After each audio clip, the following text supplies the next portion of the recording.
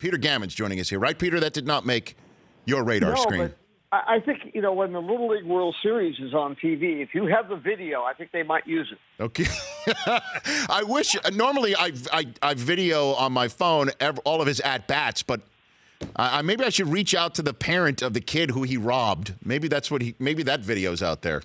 I'm very impressed by the coaching that your son has because obviously by standing on second base, he was part of the shift. So, the infielders are out. Oh, you should see what my kid's WAR is, Peter. He's crushing it right now. The win's above his replacement. He's crushing it.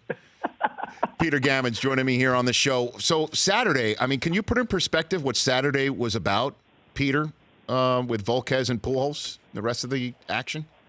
That was just Volquez actually has pitched very well for Miami, much better than his record shows. But that drama was so cool that he reached out to someone who had died, and he said it before the game, which I thought was really cool. But it made for a great story, great night. But the Pujols, Albert's had physical problems the last couple of years, but in my mind, I saw a couple of things about who's the greatest right-handed hitter. And I don't know. If you're going Honus Wagner or, Joe DiMaggio or whatever. But, just from the time in spring training in 2001, when I was there in Jupiter, Florida, actually talking Mark McGuire into doing an interview, and he said, what you really should be doing, Peter, is doing an interview with him. And he pointed towards Albert, who was in the cage. He said, he's going to make the team. He's going to be the Rookie of the Year, and he's going to end up in the Hall of Fame. So why don't you interview him? So, of course, I did. And Mark McGuire was absolutely right. He was coming out of A-ball to the major leagues, and that began that career. And his numbers are ridiculous. He's been when he was healthy, he was a great defensive first baseman. And to me, for all he does with the different charities and so forth that gets involved, but he's one of the real giants of my 45 years covering baseball. So you would put him in with a top 5 right-handed hitters of all time? I think there's no question. Miguel Cabrera may be there as well, but I just think that sometimes because Pujols was in St. Louis and it was, as great as he was, it was a St. Louis story. And then he goes to the West Coast and he gets hurt and he kind of disappears and, he doesn't make early sports centers or the rest.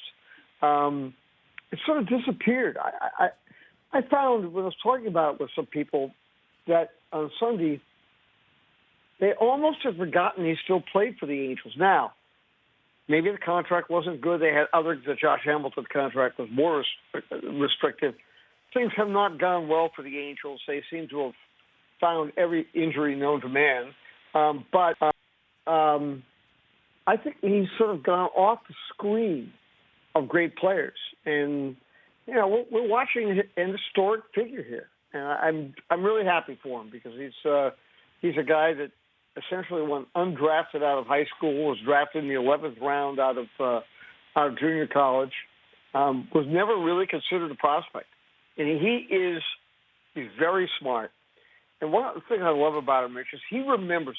I've always thought that having a chip on your shoulder or remembering those who overlooked you or something to prove is very important in athletics.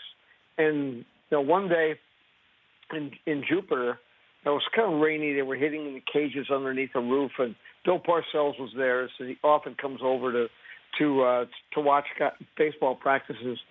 And we were talking while Albert was in the cage, and I said to Bill, I think Albert remembers the name of every person that ever said he wouldn't make it.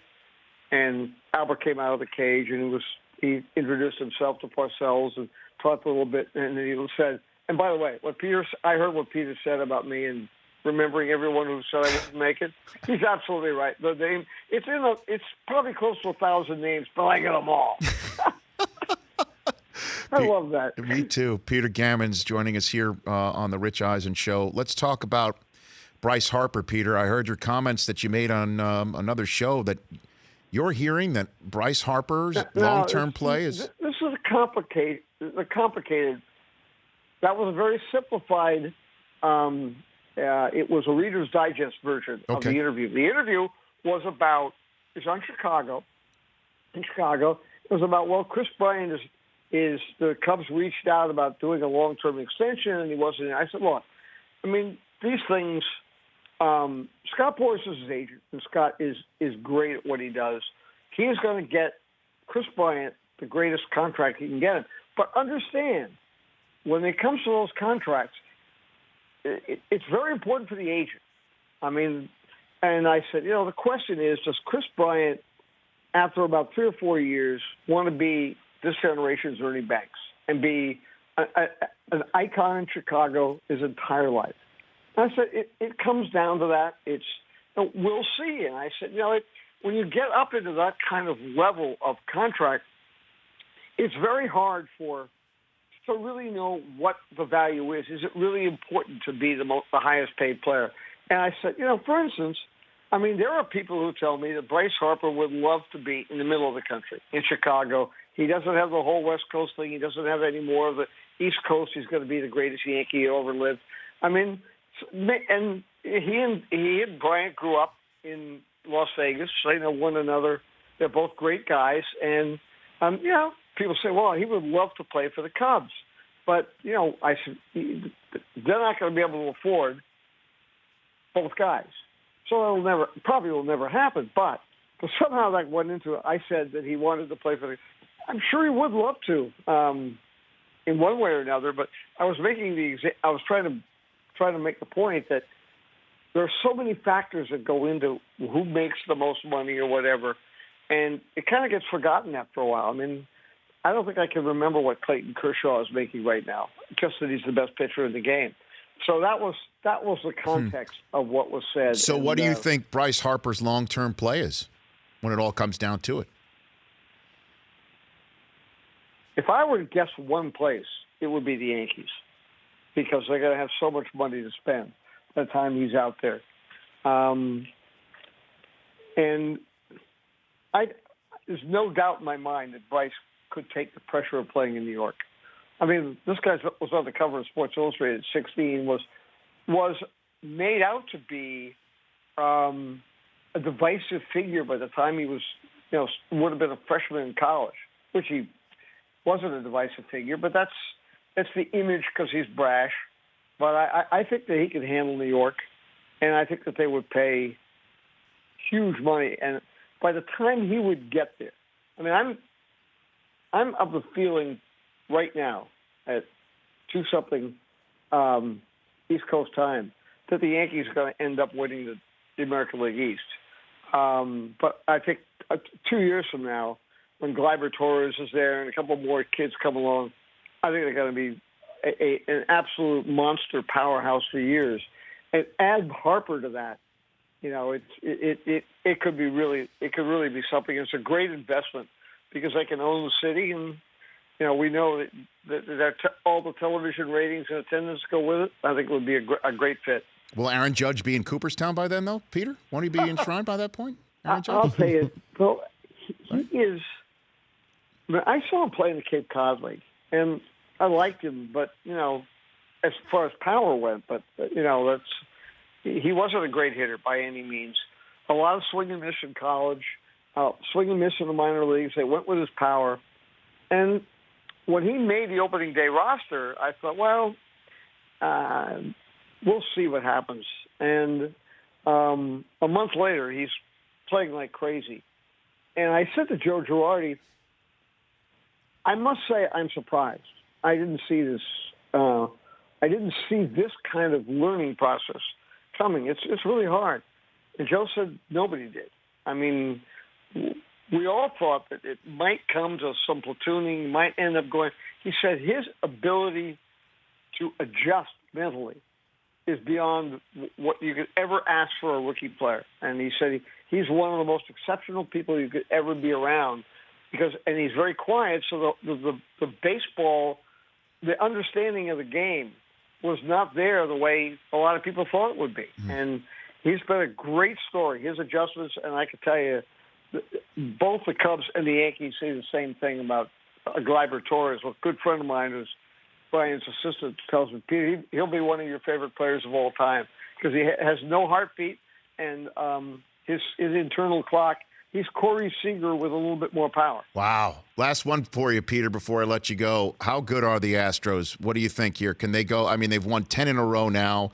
They've got it all from pitching to hitting to youth to I'm sure you saw the moment over the weekend where Adrian Beltre hugged Carlos Beltran instead of applying the tag. That was just a nice warm moment there. They've got it all right now. What do you think about a certain wire-to-wire situation for that team? I think it'll go wire-to-wire during the regular season. I think the one thing that we have to see is what is the pitching staff going to do? They're going to go out and get somebody. It'll be interesting to see. They're in to see the White Sox tomorrow night. They'll be scouting Pittsburgh. They'll get another pitcher. They're a little short on the starting pitching by the time they come around.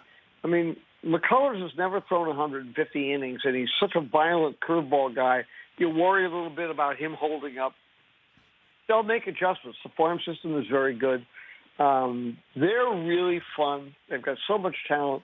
You mentioned Beltran. He's been a tremendous influence on that team, especially Carlos Correa, who sort of got overshadowed because he made the major leagues when he was like 11 years old, so everybody but he has become one of the truly great players in the sport.